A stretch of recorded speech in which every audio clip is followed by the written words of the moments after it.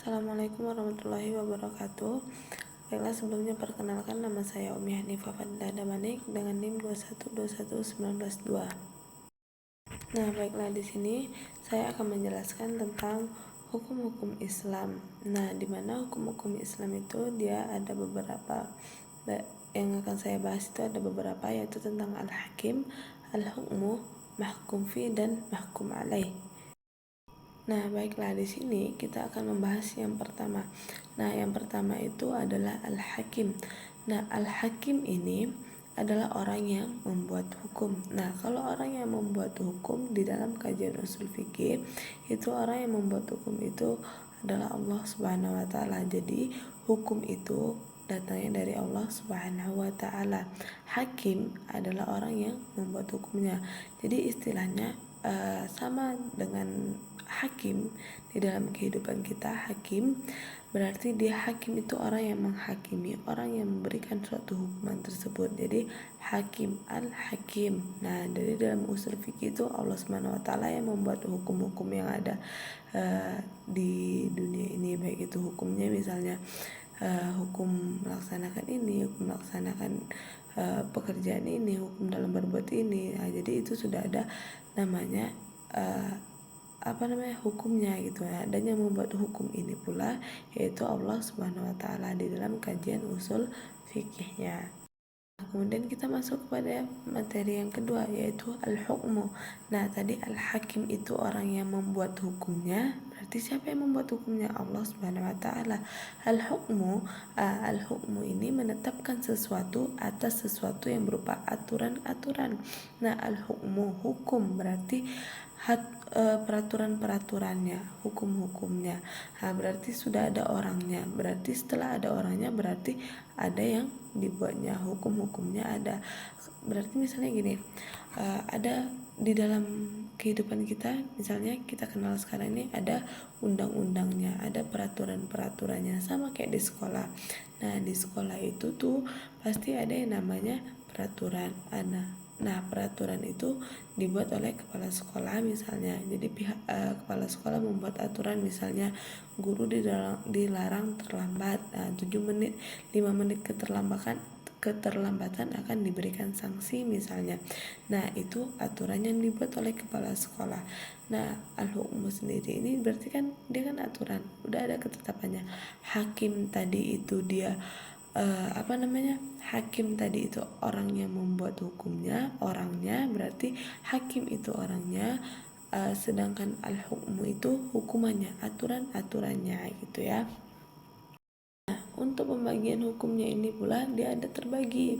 Nah, jadi tadi kan kita sudah tahu nih, sudah ada orangnya, sudah ada hakimnya, Pak Hakimnya misalnya bapak yang menokok palu misalnya nih, dia menjatuhkan hukum pasal sekian, jatuh sekian karena melanggar aturan. Nah, jatuh ketuk palunya. Sudah ada hakimnya. Nah, dalam pasal sekian ini itu hukumnya. Nah, di dalam hukum-hukum ini pula ada pembagiannya. Jadi tidak hanya sembarangan hukum. Nah, pembagiannya apa? Nah, ada dia pembagiannya itu taklifi dan wadahi. Nah, untuk taklifi ini adalah hukum yang mana mengandung perintah, mengandung larangan, atau memberikan pula kepada pilihan-pilihan terhadap mukallaf untuk melakukan suatu perbuatan-perbuatan. Nah, pilihannya gimana sih? Nah, jadi di dalam hukum taklifi ini, nah kita kenal di dalam kehidupan kita sehari-hari, atau sudah kita kenal, sudah lumrah kita kenalkan kalau taklifi ini dia ada hukum yang 5. Nah, apa itu hukum yang 5 itu? Dia ada taklifi ya kan, ada haram, ada wajib, ada sunnah, ada makruh, ada mubah. Sedangkan wadai itu dia itu hukum yang mana adanya atau sebab penghalang dari taklifi tadi.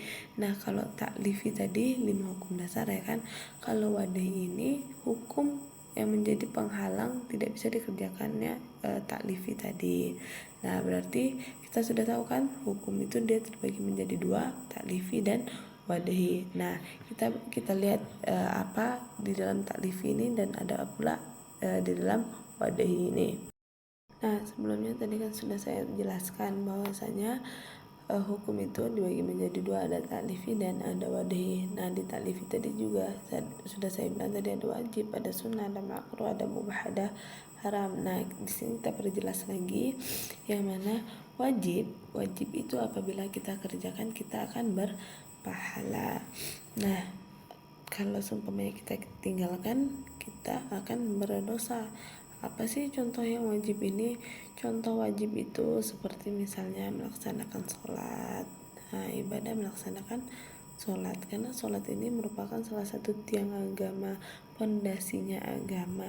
Jadi kalau seumpamanya kita tidak sholat, maka kita akan berdosa, karena sholat merupakan salah satu tiang agama, perintah Allah Subhanahu wa Ta'ala yang sudah ada ketentuan-ketentuannya, hukum-hukumnya di dalam Al-Quran maupun Sunnah itu sudah ada. Jadi hukum ini itu dia sudah ada di dalam Al-Quran dan Sunnah. Jadi dari situ datanglah hukumnya, ini dibagi lagi menjadi taklifi dan wadahi. Nah di taklifi ini pula dibagi-bagi lagi. Jadi sholat ini itu dia merupakan salah satu kewajiban umat Islam, tiang atau pondasinya umat Islam yang harus dikerjakan. Wa aqimus sholata tanha 'anil fahsya'i wal munkar. Sesungguhnya sholat itu merupakan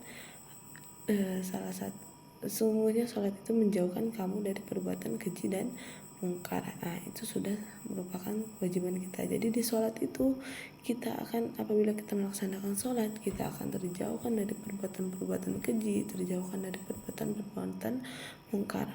Itu sholat. Nah apalagi contoh yang wajib kita kerjakan? Contohnya ada lagi yang kedua itu masuk. Contoh wajib kita kerjakan adalah melakukan ibadah puasa.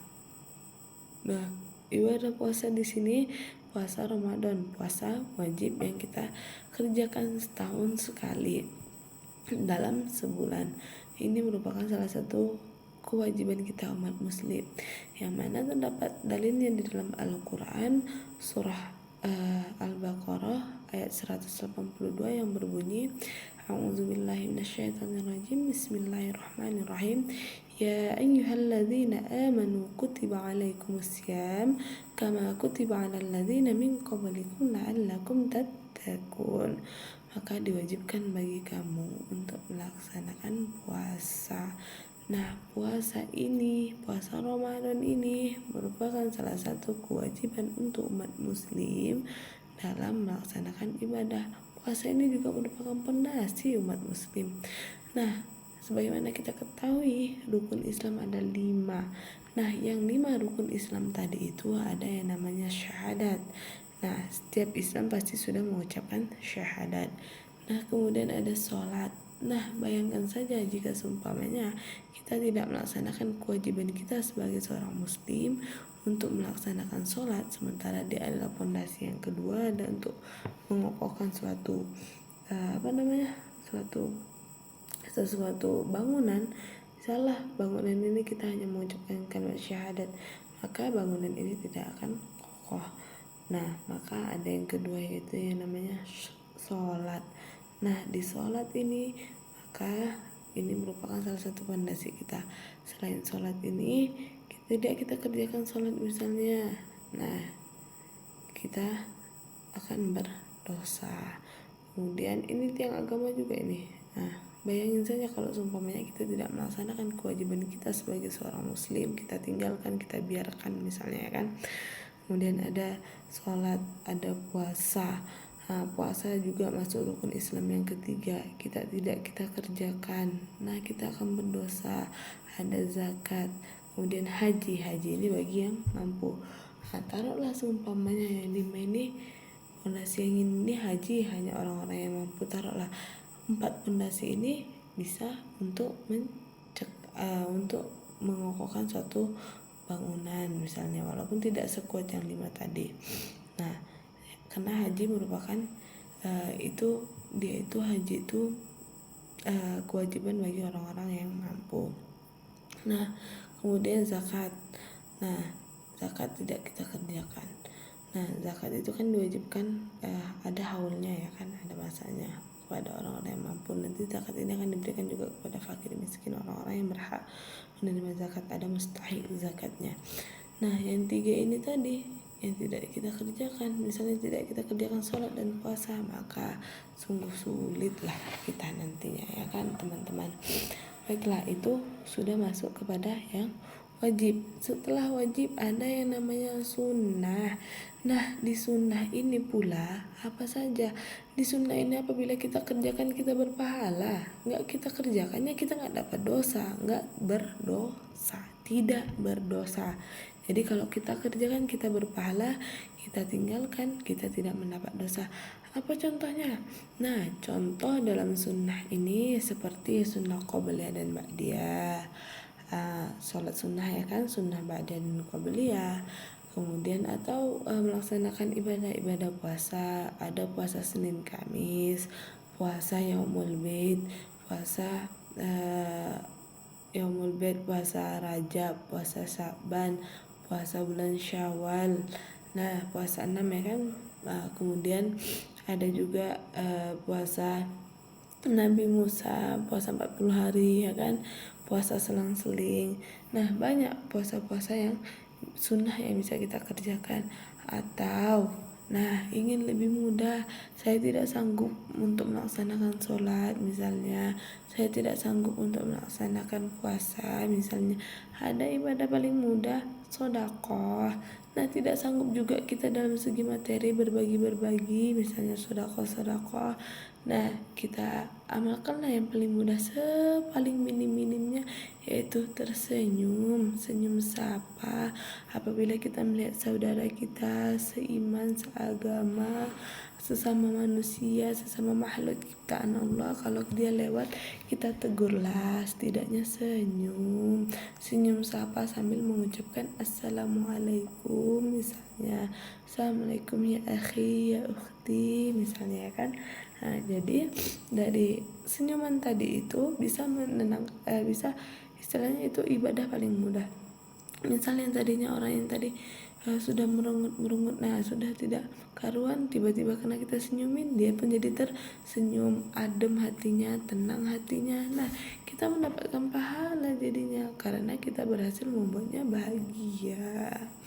Nah, kemudian ada yang ketiga, itu yang tentang wajib dan sunnah. Ada yang ketiga, apa yang ketiga? Itu adalah makruh. Nah, kalau makruh ini dianjurkan untuk ditinggalkan. Apa contoh yang dianjurkan untuk ditinggalkan ini?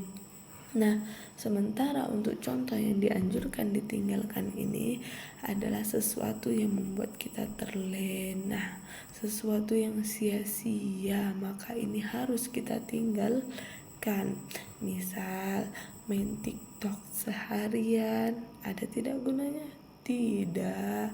24 jam di depan HP main TikTok, main game, pokoknya semualah di depan HP, nonton drakor, main TikTok, semua kita kerjakan dalam HP 24 jam, tapi kita tidak melakukan hal yang lainnya, maka itu berat saudara, itu menjadi makruh hukumnya. Jadi sesuatu yang sia-sia, tidak ada faedah, maka itu menjadi makruh. Nah, kemudian ada pula mubah. Nah, kalau mubah ini dikerjakan boleh, ditinggalkan pun juga tidak masalah. Nah, itu dia, ya kan. Nah, kemudian setelah mubah ada pula yang namanya itu haram. Nah, kalau mubah ini kan dikerjakan boleh, ditinggalkan boleh. Apa misalnya? Misalnya seperti makan, minum. Nah, kita makan minumlah sesuai dengan anjuran Nabi, makan secukupnya, tidak berlebih-lebihan, ya kan. Nah, kemudian makanlah kamu sebelum kamu lapar, berhentilah kamu sebelum kamu kenyang. Itu mubah. Jadi kita kerjakan boleh, ditinggalkan juga boleh. Jadi ada izinnya. Nah, kemudian yang terakhir, yang kelima, itu ada haram. Nah, haram ini pula apabila kita kerjakan kita akan berdosa. Jadi tidak boleh kita kerjakan, akan berdosa kita kalau kita kerjakan ini. Jadi lebih baik kita tinggalkan. Nah, ini perintah atau larangan Allah Subhanahu wa taala untuk kita tinggalkan. Nah, misalnya mencuri itu tidak boleh, berjudi itu tidak boleh, atau misalnya berzina, wala taqrabuz zina, itu tidak boleh mencuri, berjudi, minum minuman, mabuk-mabukan. Nah, semua sesuatu hal yang pokoknya sesuatu yang seperti itu yang kira-kira memudaratkan bagi kita, yang bukan memudaratkan sih, memang haram, sudah ada ketentuannya di dalam Al-Quran untuk kita jauhi, yang merupakan salah satu larangan dari Allah Subhanahu wa taala, itu haram. Nah, itu tadi yang taklifi. Jadi taklifi ada 5 ya kan. Kemudian ada wadahi. Wadahi ini dia ada rukshoh, sebab syarat mani. Dia ini kemudahan. Jadi misalnya dia tidak, ini hukum yang tidak ada di taklifi, ketentuan hukum yang tidak ada di taklifi tadi kan, sebab atau penghalang untuk melakukan seseorang di taklifi tadi. Jadi misalnya rukhsah, diberikanlah kemudahan kepada orang-orang, misalnya seperti ibu hamil, atau seperti ibu hamil sedang berpuasa, diberikan kemudahan. Atau ketika dalam perjalanan tidak bisa melaksanakan sholat, perjalanan jauh, maka diberikan kemudahan yang namanya melaksanakan kemudahan dalam melaksanakan sholat jamaah ya kan. Nah, itu wadahi. Jadi ada taklifi dan ada wadahi. Nah, kemudian masuk mahkum alaih. Nah, mahkum alaih ini itu tuh subjek hukumnya atau orang yang dibebani hukum. Berarti orang yang dibebani hukum ini siapa? Nah, kita berarti misal nih ada hukum, berarti yang mengerjakannya kita. Jadi kita menjadi subjek hukumnya, orang yang dibebani hukumnya. Jadi dia tuh ada yang gimana ya? Dia tuh sudah terbebani hukum bagi dirinya. Jadi itu subjek hukum atau mahkum alaihnya. Nah, kemudian ada mahkum bih. Nah, kalau mahkum bih ini itu tingkah laku objeknya kan. Tadi mahkum alaih itu subjeknya, orang yang melakukannya, sementara mahkum bih itu objeknya, perbuatannya.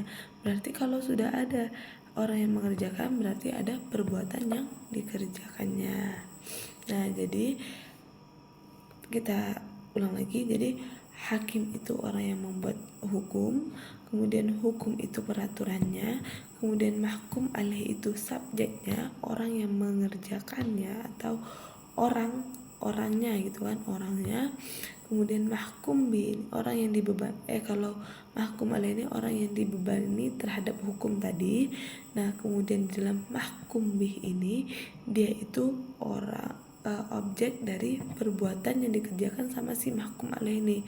Jadi subjek ini dia mengerjakan, kemudian ada perbuatannya, kemudian ada hukum, ada hakimnya. Nah, itulah dia penjelasan kita mengenai mahkum bi, mahkum fi, mahkum bi, mahkum alaih, hakim dan hukum. Nah, mungkin semoga apa yang saya sampaikan tadi mengenai materi kita pada hari ini menjadi materi yang bermanfaat. Apabila ada kesalahan kata dan kesilapan, saya mohon maaf. Akhirul kalam, wabillahi taufiq wal hidayah, wassalamualaikum warahmatullahi wabarakatuh.